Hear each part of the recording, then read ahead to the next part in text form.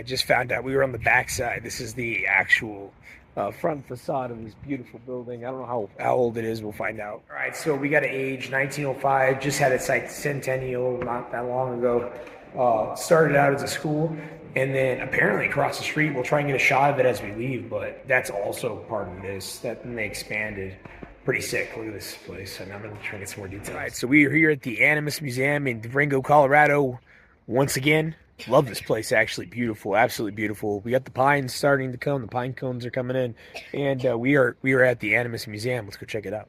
So now this one's saying 1880s. I don't know what that is. Maybe it's just the. I mean, it's basically the exact same schoolroom minus the TV. You know this. Apparently, Durango was actually 2 miles south of the river, and then this was the city of Animas before. Learned a whole lot today. Love this because this is so old school, and my mentor used this, so it works like a charm. Yeah, I'm thinking it says right here 1885. I wonder if that's the powerhouse, nice and powered up. That'd be crazy. Nice crossover right there. I literally just found like pictures of the power plant, the Western Colorado Power Company. We've been there. I'm gonna insert clip here. Figured it out. Brick building, 1880. This building, 1904. Look at it, there it is.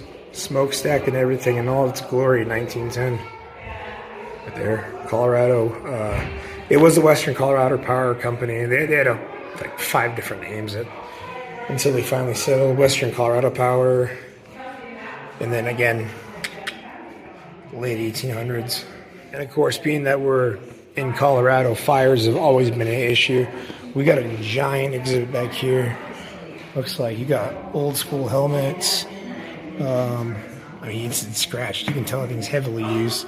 You got right there a book written. It says written records were kept until the 1980s to make sure that all this was. there's the Smokey Bear. Don't tell Smokey. You know, only you can prevent wildfires. Oh, fallen firefighters. Oh my gosh, that's crazy. 1918 until 1974, and we got this MC Shane Bell Foundry, 1889, bro. Look at that. That's crazy. In fact, I've been inside that. In the very, very back recesses, I've been in that. So that's really cool. And there's 1920s. Funny, because when they still have these outside of some businesses where if the fire department needs to get in, they can use a box to get in. But this is the first fire alarm telegraph station. And it says right there, Telegraph Company, New York. And apparently these were some of the first alarms to let people know, hey, you got to get out of there, bro. It's on fire. And then as we go this way, of course, now we have aerial attack for fire, but you can see that in that one photo, the entire roof, the rafters were burned off.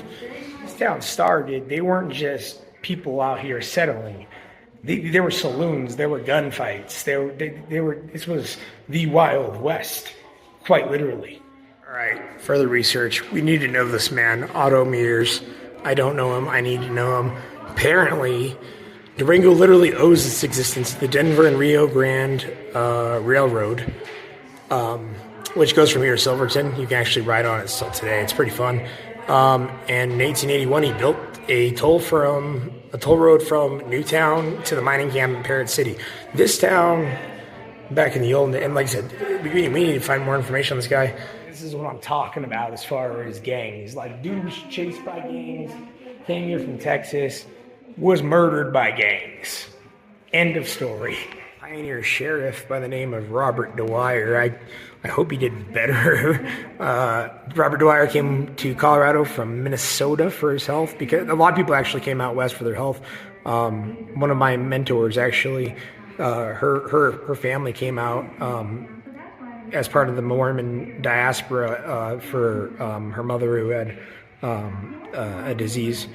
Now, when Porter Stockton tried to shoot the Animas City barber, Dwyer blacksmith, Charlie Nagel, I'm not going to do that, captured him, convinced Dwyer and Nagel to let him eat dinner rather than at the jail. Stockton escaped And yeah, this is Dwyer resigned. That's the point.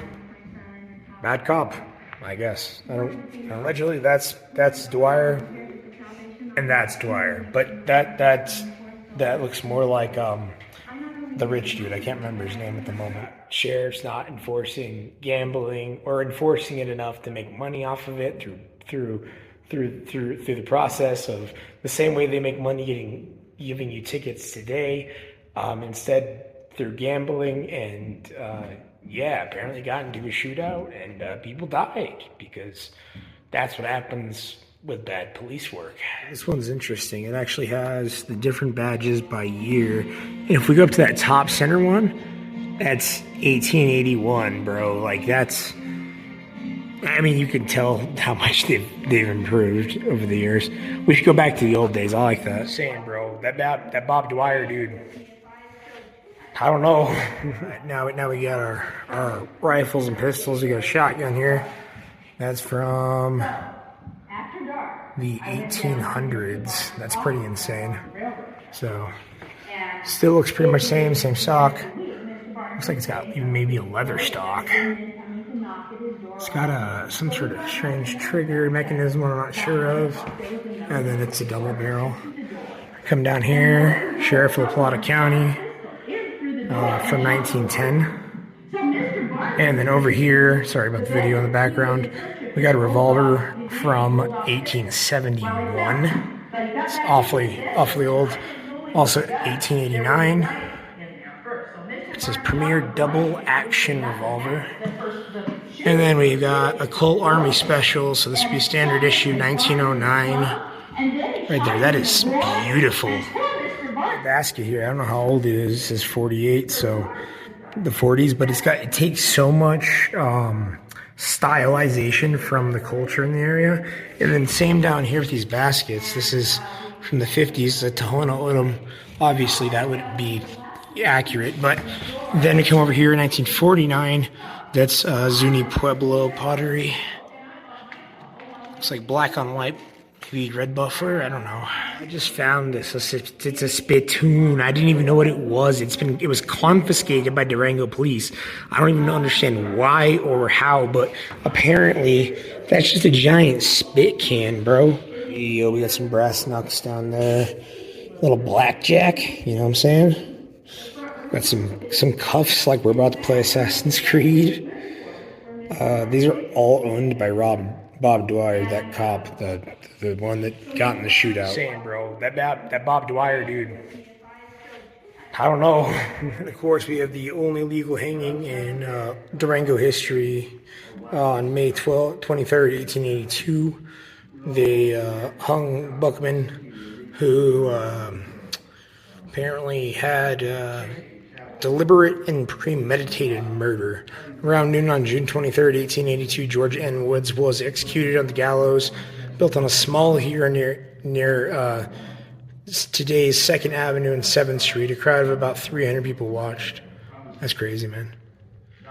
What year? 1882. So, wow, I just hit a jackpot. As everybody knows, I am dead hard studying the basket makers all the way up to the current day people. It says right here, Durango basket makers were living in round, shallow houses constructed of logs as early as 231 BCE.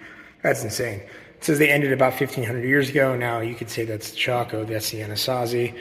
I mean, who knows if the basket makers were the Anasazi or the Chaco? I apologize. And then here's a little bit of a map. It tells you about the western basket makers. Eastern basket makers probably became the Pueblo people of Chaco Canyon or Mesa Verde. And you can see there's difference between eastern and western baskets. This is actually kind of cool. I've never seen this. It says on the left we have a large coiled tray from southeastern Utah. In the center, a decorated coiled basket with the 5 butterfly or dragonfly motifs from southeastern Utah. And on the right, we have that. On the right, it says it's yucca from San Juan County, Utah, which I don't know where that is. Some basket maker rock art again in Colorado. I've had a hard time finding this, but the gentleman that introduced us to the site today, basically said that a lot of it was destroyed by the miners and everybody in the railroad coming in. So let's see what we get here, see if we can find anything interesting about rock paintings in the area. And also, we got some beautiful, beautiful pottery in here. It shows, this is a picture, but it shows some of the rock art we're talking about here. They don't have an age for it or a location. Again, this is the most typical one I've seen, the spiral. And then also, little X-Men guy. Down here, it says shouldered figure with bird headdress at eye level on the rock shelter wall. Oh, I can see it. Yeah, it's sideways, but it's interesting. I really wish we had some real rock work to look at, and I'll ask about that too, because it's, yeah. Small space paintings feature black and white and red, rare. Human forms, birds, rare. I have seen birds. I've seen birds in Arizona specifically.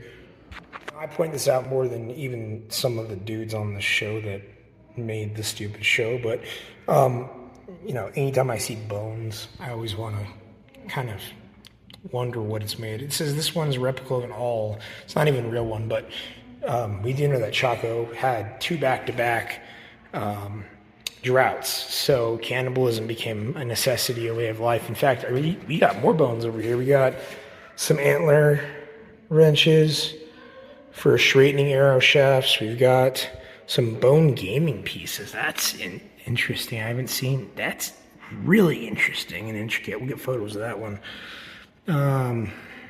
We've got notched bone tools believed to have been used in the processing of yucca. So that looks like a lower jawbone, mandible, maybe upper.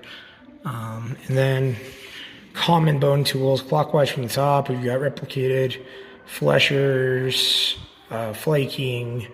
So again, flaking off small parts of things, or getting every bit of meat you could was special, and then using the bones.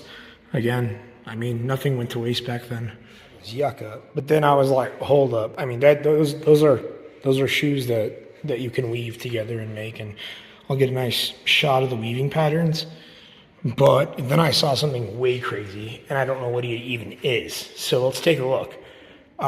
These are apparently called door slabs. Sadly, the provenience for these door slabs is lost, meaning we have no idea where they were taken from. Typically, doors like this were used for storage rooms or granaries and pueblo structures. Storage rooms were accessed by, maybe that's why. We see often the very small, you can't really see it in that one, but very, very small, the T-shaped entryways. I guess I could see how that would work. Kind of suspicious, but it's interesting. I've never actually seen these before in my life. Bro, maybe we make an atlatl. Apparently, we're looking at this one as being an atlatl dart from the Animas River Bridge archaeological project near La Posta. We have the second one down here is a replicated basket maker dart from north of Durango, and then below that we have the original side notch projectile point.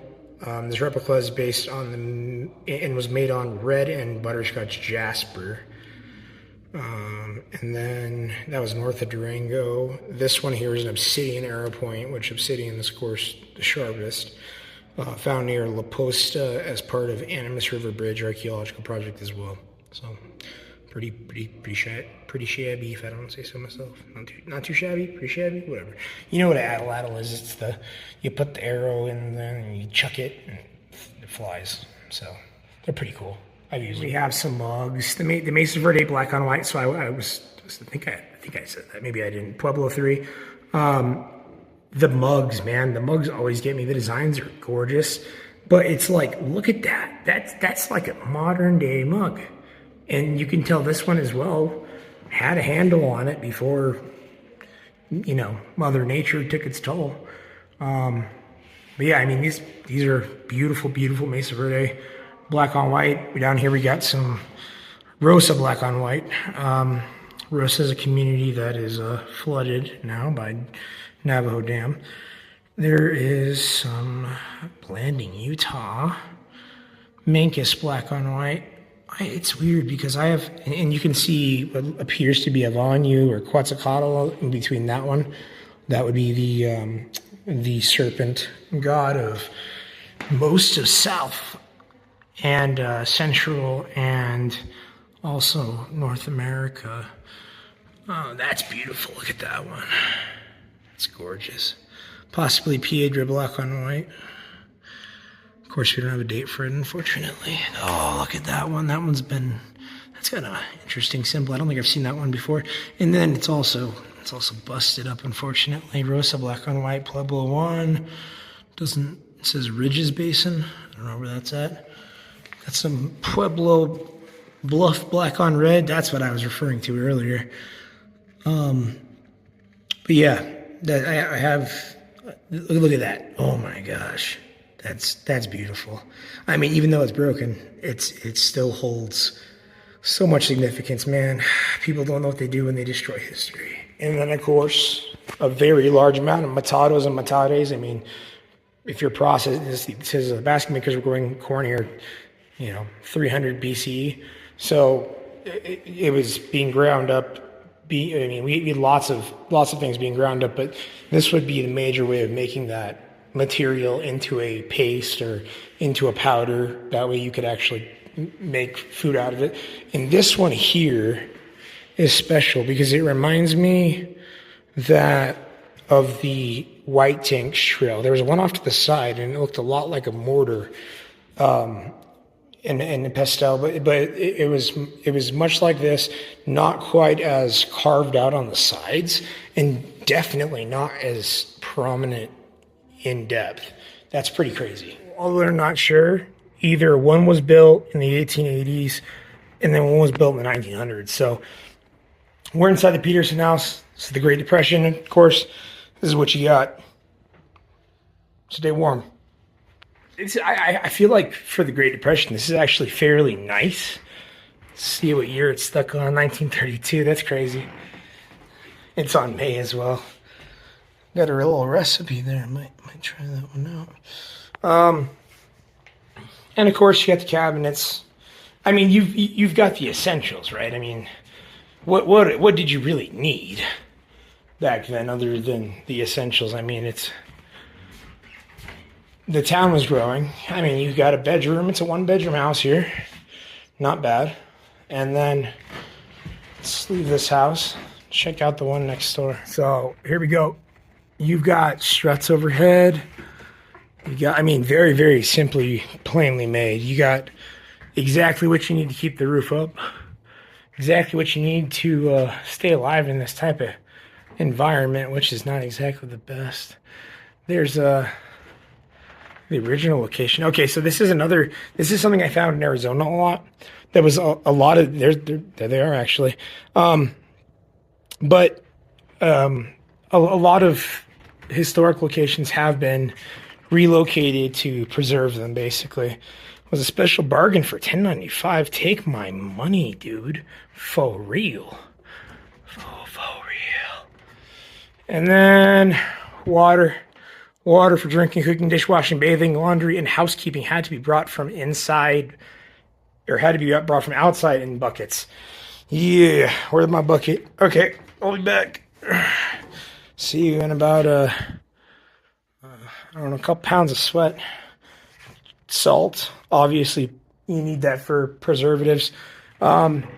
This has always been kind of traditional where I live, and you'll always see peppers hanging outside houses like this, because you gotta process things somehow and dry them out. And then this would be the laundry room.